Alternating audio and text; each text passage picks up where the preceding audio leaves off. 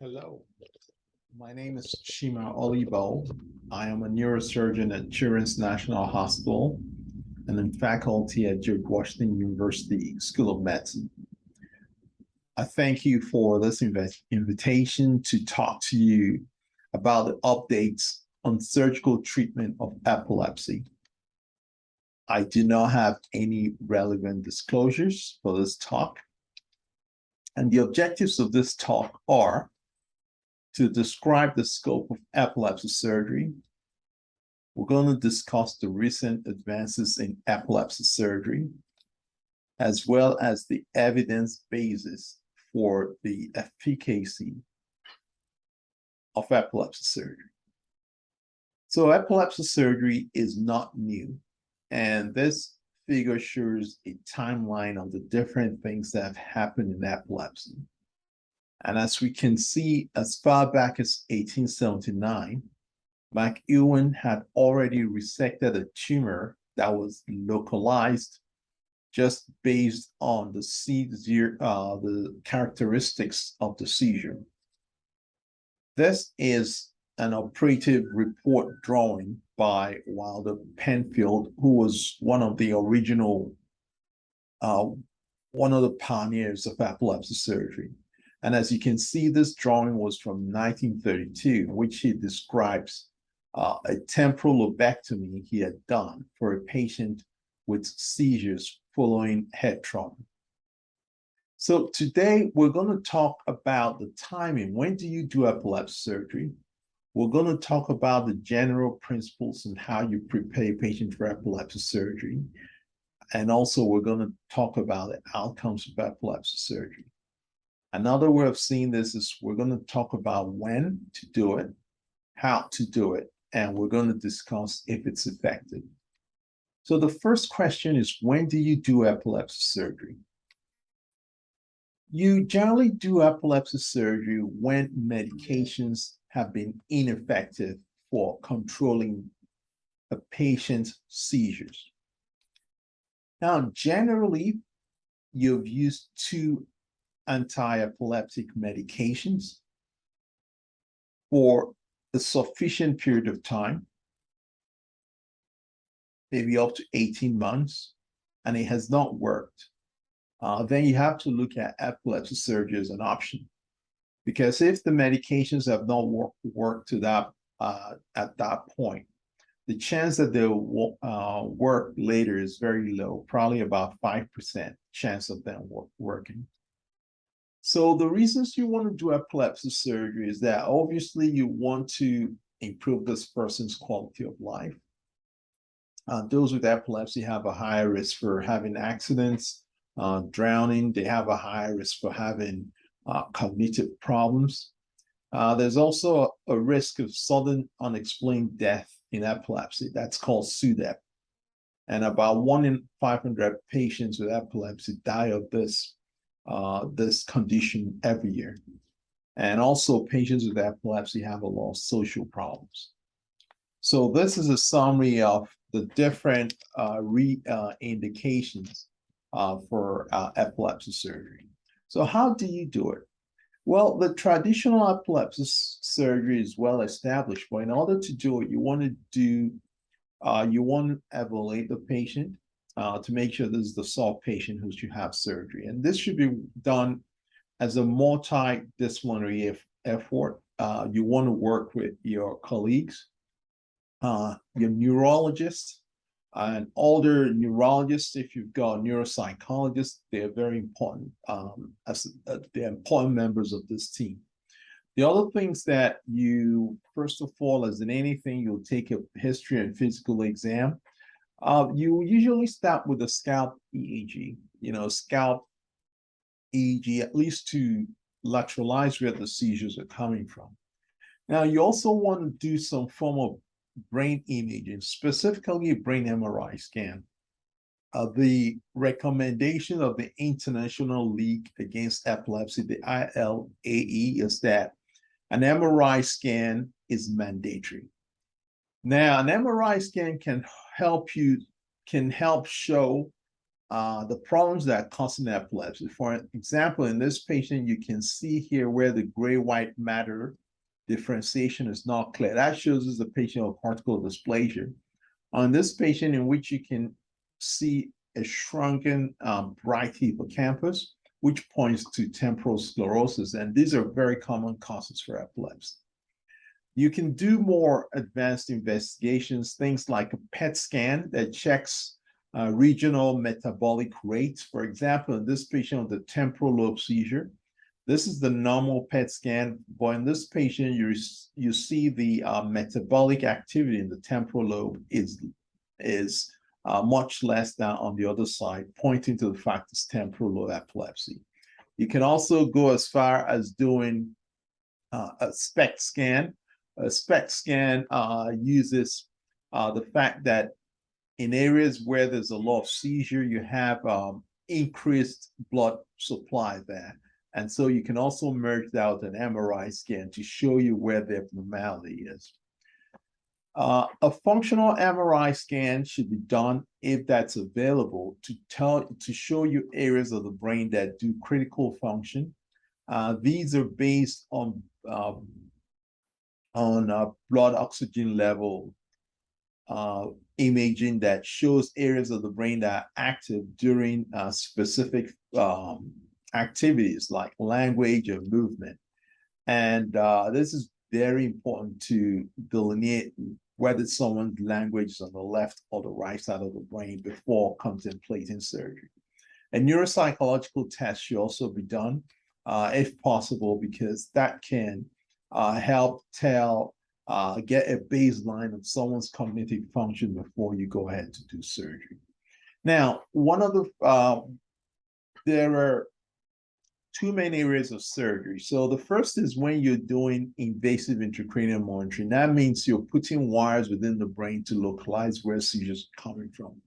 This usually is done if you're not able to clinically and based on EEG, at least lateralize where the seizures are coming from, either the left or the right side of the brain, or when the information you have does not add up. Let's say you have a lesion on one side of the brain and the EEG is on the other side of the brain. The classic thing that was always typically used is subdural grids and strip electrodes, which are usually placed via a craniotomy, as shown here, and occasionally depth electrodes as well, which are placed into the brain. Now, this helps determine where the seizures are coming from, but you can actually use this wires to stimulate the brain and help you to map areas of the brain that do critical function like language. So the traditional epilepsy surgeries are shown here. I classify them into resective surgeries where you're removing an area of the brain, and also disconnective surgeries where you're disconnecting an area of the brain, or palliative surgeries where you're placing a device that helps to improve seizure control, even if it does not cure seizures. And of course, invasive intracranial monitoring. The most common of the resective surgeries you see is lobectomies, where you're taking out areas of the lobes of the brain, for example, the temporal lobe. Occasionally, you may just have to remove a lesion. Occasionally, you may have to remove multiple lobes of the brain, or even remove the entire hemisphere. That's an anatomic hemispherectomy. You may have to do a functional hemispherectomy where you're disconnecting activity from the entire half of the brain, the entire hemisphere of the brain, though you're not physically taking out that area of the brain. Corpus callosotomy is another surgery that's done in which the corpus callosum is divided, and this surgery is usually done for patients with drop seizures. Another common palliative surgery is a vagus nerve stimulator implant. Basically, it's an implant that's attached to the vagus nerve and stimulates the vagus nerve and can reduce seizure frequency. The newer techniques in epilepsy surgery are mainly techniques that use minimally invasive methods, either to diagnose or to destroy areas causing seizures, and also brain stimulation techniques. Now, those as shown here. For the minimally invasive techniques or stereo EEG, which we're going to discuss, and also using lasers to destroy specific areas causing seizures. And for brain stimulation, we have deep brain stimulation and responsive neurostimulation. So stereo EEG involves placing depth electrodes within the brain to be able to detect where seizures are coming from. The indications are the same as in using grids. The only difference that these are minimally invasive procedures where instead of doing a big craniotomy, you're able to put these wires through tiny twist drill burr holes. This is now very, very common in the US, and since 2016, stereo EEG is overtaking grids as the most common procedure we do. The advantage of stereo EEG is that you can target deeper areas of the brain that cause seizures. You can easily monitor both sides of the brain because it's minimally invasive. The pain is less for these patients, and it's easy to do this in patients who've had previous brain surgery. The advantage of stereo subdural grids is if you want to map an area of the brain, it's easier to define the boundaries of that area with the subdural grid. So these are the ideal patients that should be used for each group. Now, the